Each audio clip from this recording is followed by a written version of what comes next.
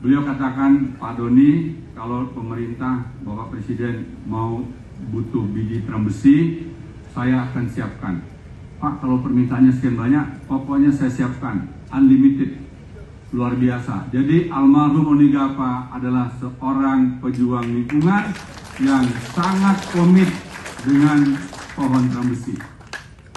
Dalam berbagai kesempatan, acara-acara kenegaraan saya diminta untuk memberikan bantuan tanaman, maka hampir pasti ya Pak Oni Gapa itu ikut dalam acara tersebut.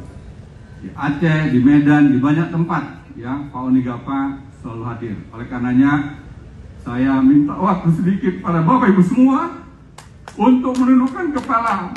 Kita berdoa kepada almarhum Oni Gapa. Semoga mendapatkan tempat yang terbaik di sisi Allah Subhanahu wa Ta'ala. Karena jasa beliaulah sekarang ini ada pohon terang besi dari Aceh sampai ke Papua.